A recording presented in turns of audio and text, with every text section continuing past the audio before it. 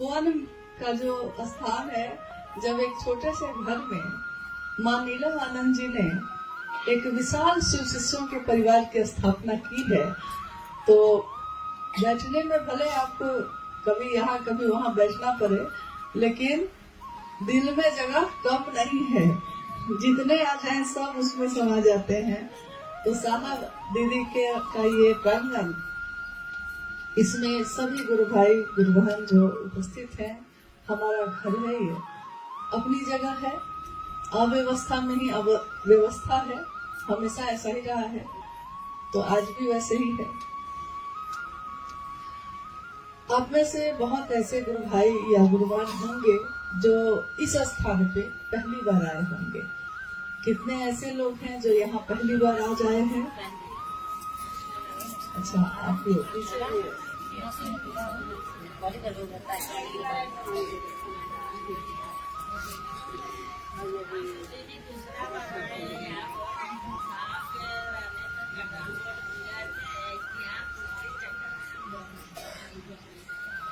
ठीक है, ठीक है, जानकारी के लिए सिर्फ पूछे।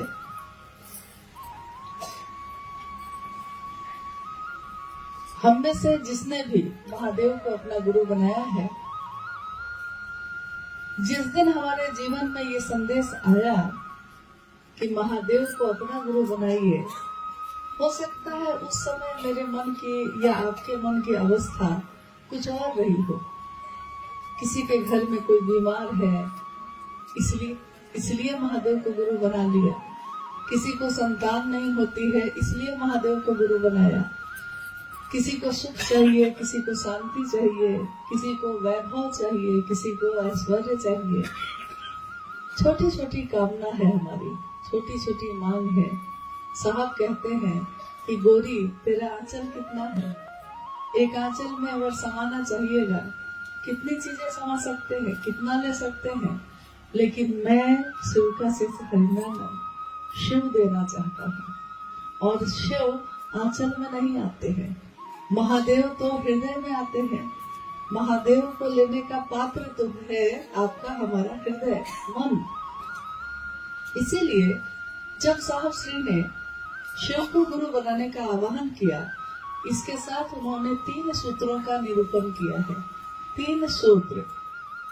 बहुत लोग कहते हैं कि हाँ, इसको काम समझ लीजिए। काम समझिएगा तो बोझा बन जाता है। काम जब हम समझते हैं ये काम है और हमको करना पड़ेगा, तो कभी कभी हमारे लिए वो बोझ भी हो जाता है। लेकिन जब हम ये समझते हैं कि ये मेरा दायित्व है, ये मेरा कर्तव्य है, ये मेरी कृतज्ञता है, तो ये मेरे लिए बोझ नहीं होता है। कृतज्ञता में यानी झुककर एहसान मानते हुए अगर हम किसी के लिए कुछ करना चाहते हैं, तो वो हम कितना भी कर ले हमको कम लगता है। और इसीलिए लगातार सभी शिव के शिष्य अपने गुरु के लिए कृतज्ञ होकर 3 सूत्रों का निर्वाह करते हैं। 3 सूत्रों को करने के पीछे साहब श्री ने कहा है कि जो 3 सूत्र स्वार्थ में करेगा तब भी, यानी अपनी मांग लेकर, अपनी मनोकामना लेकर, छोटी छोटी मांग लेकर भी अगर कोई करता है, मन में कुछ दूसरी इच्छा है तब भी करता है, अगर यानी स्वार्थ के साथ करता है, इच्छा के साथ करता है, कुछ चाहिए इसलिए करता है, तब भी 3 सूत्रों के परिणाम तो सुंदर होंगे ही, तब भी होंगे। लेकिन तब होगा ये कि अंतर इतना ही होगा कि तब जो आपके मन में इच्छा है, शुरू से आपका लक्ष्य वही रहता है। महादेव आपका लक्ष्य नहीं है, महादेव आपकी मंजिल नहीं है। महादेव के पास जा रहे हैं क्योंकि महादेव से चाहिए। तो ये काम तो हम लोग पूर्व में भी करते रहे हैं। जब हमारे घरों में पूजा होती रही है शिव की, तब भी तो हम मांग लेकर ही गए हैं। तो पहले भी तो हम अपनी मनोकामना की पूर्ति के लिए महादेव की पूजा करते ही रहे। यहाँ शिव की शिष्यता इस मायने में थोड़ा अलग है। 3 सूत्रों का निर्वहन जब निस्वार्थ भाव से हम करते हैं, यानी कुछ चाहिए नहीं आपसे, बस आप अच्छे लगते हैं। एक दिन एक आवाज ने साहब से कहा कि कि तुम इतनी परवाह करते हो सबकी, क्यों? साहब ने यही उत्तर दिया, क्योंकि शिव मुझको अच्छे लगते हैं, अपने लगते हैं। तो जो शिव अच्छे लगते हैं, अपने लगते हैं, तो हम उनके लिए करना चाहते हैं, कुछ भी करना चाहते हैं। इसलिए तीनों सूत्रों को जब करते हैं तो यहाँ हो गया निस्वार्थ भाव से, यानी कोई स्वार्थ नहीं है आपसे, बस आप अपने हैं इसलिए कर रहे हैं आपके लिए। ये इच्छा के साथ, इस मनसा के साथ अगर तीनों सूत्र कोई करता है तो ये सही मायने में गुरु के लिए कृतज्ञता ज्ञापित करती है। यानी गुरु के लिए कृतज्ञता अगर आप व्यक्त कर रहे हैं, दे रहे हैं, तो ये तब होगा जब तीनों सूत्र तो किया आपने, लेकिन महादेव के लिए किया, अपनी कामना के लिए नहीं किया। अपनी कामना के लिए कीजिएगा तब भी कामना तो पूरी होगी ही होगी, क्योंकि गुलाब का फूल कभी भी खुशबू ही देता है, वो कभी दुर्गंध नहीं दे सकता। चाहे उसको मसल के फेंक भी दे कोई, गुलाब कहाँ उसको श्राप देता है, गुलाब कहाँ उसको दुर्गंध देता है। यानी डाली पे छोड़िए तब भी, काट के फूलदान में सजाइए तब भी, और मसल कर फेंक दीजिए तब भी गुलाब खुशबू ही देता है। इसी तरह शिव की शिष्यता में शिव का नाम लेना अविश्वास में लीजिए तब भी परिणाम में सुगंध ही है, विश्वास के साथ दीजिए तब भी परिणाम में सुगंध ही है। कोई श्रद्धा नहीं है तब भी परिणाम इतने ही सुंदर है, और श्रद्धा ही श्रद्धा है, समर्पण ही समर्पण है, तब भी इतनी ही खुशबू है। यानी परिणाम एक ही होगा। किसी भी माध्यम से, किसी भी तरह से अगर महादेव से हम सटे रहे, हरि से लागी रहो रे भाई, तेरा बनत बनत बन जाए।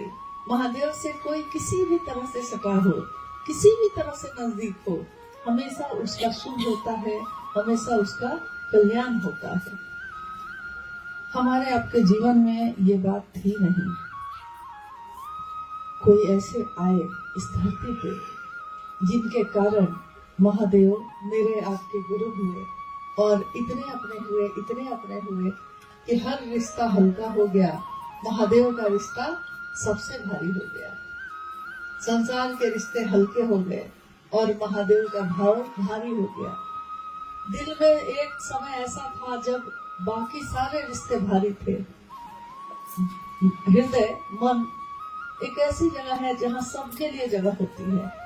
मेरे माँ बाप हैं, मेरे भाई बहन हैं, मेरे पति है, बच्चे हैं, रिश्तेदार हैं, दोस्त हैं, दुश्मन है। दुश्मन भी कोई है तो उसके लिए भी जगह होती है दिल में, तभी ना कोई दुश्मन है। नहीं तो आप भूल जाइएगा तो दुश्मन भी नहीं रहेगा, दुश्मनी का भाव भी चला जाएगा। यानी सबके लिए खांचे हैं। हृदय एक ऐसी जगह है जहाँ सबके लिए एक न एक जगह बनी हुई है। साहब श्री ने कभी नहीं कहा कि सबको बाहर निकाल दो और महादेव को ले आओ। उन्होंने कहा कि सबको रहने दो, बस उसमें एक खांचा, एक स्थान, एक जगह महादेव के लिए भी रखिएगा। और महादेव जैसे सब अपने हैं, वैसे ही सिर्फ महादेव को अपना समझिएगा। लेकिन धीरे धीरे होता ये है कि सारे खांचे में महादेव ही स्थान लेते चले जाते हैं। इसके लिए हम लोग कोई प्रयास नहीं करते, कोई कोशिश नहीं करते। जिस तरह हमारा बच्चा पैदा होता है तो छोटा सा होता है, लेकिन हमारी आंखों के सामने ही वो जवान हो जाता है, हमारी आंखों के सामने ही बड़ा होता है।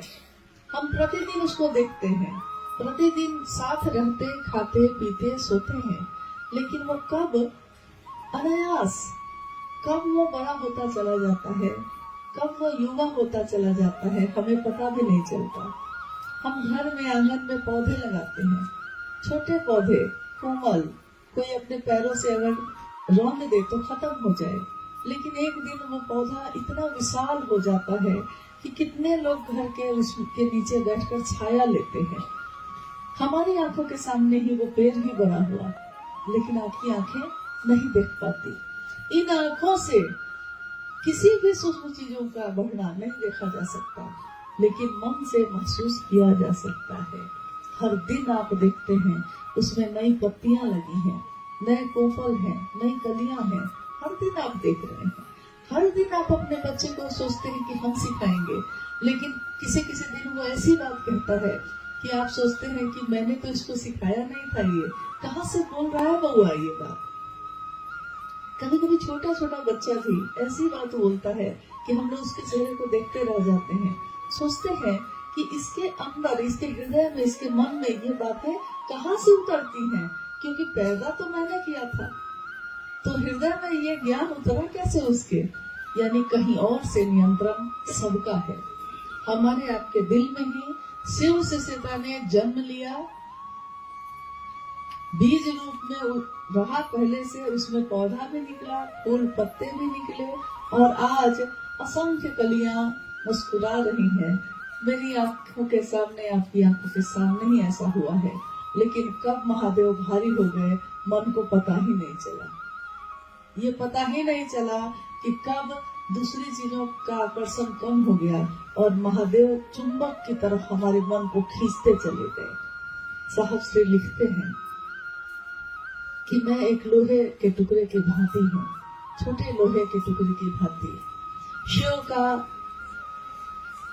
बलात्, बलात् मतलब होता है कि एक तरह से जबरदस्त, मैंने नहीं कुछ किया है, उधर से ही खिंचाव है, जबरदस्त खिंचाव है। बलात् प्रबलतम आवेश मुझको अपनी तरफ खींचता रहा। कब ऐसा हुआ मुझको पता भी नहीं है। मैं तो एक लोहे के टुकड़े की भांति उनके तरफ, उनके आकर्षण में खींचता चला गया। मैं नहीं जानता कि ये कैसे हुआ। इसमें अगर कोई उत्तर देगा, साहब कह रहे हैं कि अगर कोई उत्तर देगा तो उत्तरगामी वो चुंबक होगा, मेरे गुरु शिव होंगे। वो चुंबक कौन है? वो चुंबक कौन है? मेरे आपके गुरु शिव है। तो उत्तरगामी वो होंगे, यानी उत्तर वो देंगे कि मेरा मन उनकी तरफ इतनी तेज गति से भागा क्यों। इसका कारण है, कारण ये है कि चुंबक का तो स्वभाव है कि खींचता है, लेकिन चुंबक की एक परिधि होती है, एक सीमा होती है उसके चारों तरफ। हमारे बच्चे जो पढ़ते हैं छोटे छोटे चुंबक लेकर घूमते हैं, तो जब लोहा के नजदीक जाते हैं तो वो चुंबक लोहा को अपनी तरफ खींचने लगता है। आपके हाथ से अगर नजदीक जाइए तो देखिएगा, हाथ में अगर चुंबक है तो वो लोहा इतनी तेज गति से आके टकराता है कि हाथ में चोट भी लग जाती है। यानी उसकी परिधि में आते ही उसका आकर्षण काम करने लगता है।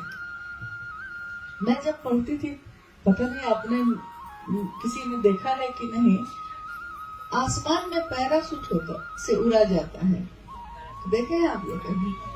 हाँ, तो जब विद्यार्थी जीवन में मुझको एक मौका मिला कि पैराशूट सेलिंग का ट्रेनिंग जो हमारे जिला में हुआ, उसके बाद दिल्ली में सिलेक्शन हुआ जिसमें मैं गई। उस पैराशूट का जमीन पे आना ऐसा ही अनुभव देता है कि जैसे ही जब आप हवाई जहाज से कूदिएगा पैराशूट बांधकर, तो तेजी से नीचे गिरने लगिएगा, आकर्षण काम नहीं कर रहा है। तेजी से अगर वैसे गिरते चले गए तो जमीन पे गिरिएगा तो टुकड़े टुकड़े हो जाएंगे। लेकिन जैसे ही पृथ्वी का गुरुत्वाकर्षण जहाँ से काम करता है, जैसे ही उसकी परिधि में पैराशूट के साथ आते थे हम लोग, गति धीमी भी हो गई, पैराशूट खुल गया है, गति धीमी हो गई, लेकिन पृथ्वी जमीन तेजी से खींच भी रही है तेजी से। गति संतुलन में भी आ गई, खींच भी रही है, उतर भी गए नीचे, लेकिन उतरे हैं तो एकदम सुरक्षित है, किसी को कुछ नहीं होता। तो मैंने लंबे समय तक इसका अभ्यास किया, तो मेरे शरीर ने इसका बोध किया, लेकिन हृदय को इसका बोध नहीं था। हृदय को इसका बोध हुआ जब साहब से सुना कि महादेव गुरु के रूप में क्या करते हैं, कमाल के गुरु हैं वो। और साहब की बातों का आकर्षण जब मन में जगने लगा, तो ठीक वही एहसास जो शरीर ने उस दिन किया था, अब हृदय करता है, अब मन करता है, क्योंकि वही गति है, संतुलन भी है, उतर भी रहे हैं, कोई सहारा भी दिए हुए रहता है और धीरे धीरे जमीन पे उतर के आप चलने भी लगते हैं। कहीं कोई चोट नहीं है, कहीं कोई पीड़ा नहीं है और एक अजीब सा, एक अलग सा आनंद है। इस शिव शिष्यता के जीवन में ऐसा ही है। जैसा साहब ने कहा है कि आध्यात्म एक हवा मिठाई की तरह, जो देखने में तो इतना बड़ा लगता है लेकिन हाथ में लीजिए तो एकदम हल्की है, मीठी है, लाल है, यानी खूबसूरत है। आध्यात्म यानी महादेव को गुरु मानना, महादेव का शिष्य होना। हमारे आपके जीवन में कोई शहर में रहता है, कोई गांव में रहता है, किसी के पास सुविधा है, घर है, किसी के पास छोकरी है, किसी के पास बड़ा मकान है, किसी के पास बड़ी गाड़ी है, किसी के पास साइकिल भी नहीं है। यानी जीवन में विसंगतियां हैं, विचारों में भी विसंगतियां हैं, जीवन में भी अलग अलग तरीके का जीवन है सबका, मन भी अलग अलग तरह का है, विचार भी अलग अलग तरह के हैं, लेकिन इन सारी चीजों में संतुलन देते हैं हमारे गुरु शिव और सबको समान रूप से अपने आकर्षण में खींचते चले जाते हैं। नहीं तो आज हम में से, आप में से करोड़ों लोग शिव को अपना गुरु बनाकर चलते नहीं चले जाते और आज जो परिणाम हमारे आपके जीवन में उतरा है ये नहीं उतरा होता। लेकिन आज जो भी हमारे आपके जीवन में मिला है वो उसके मूल कारण तो हमारे गुरु शिव हैं और शिव को देने वाले वरिष्ठ गुरु भ्राता साहब श्री हैं। ममता से उसका पोषण करने वाली हमारी माँ नीलमानंद है।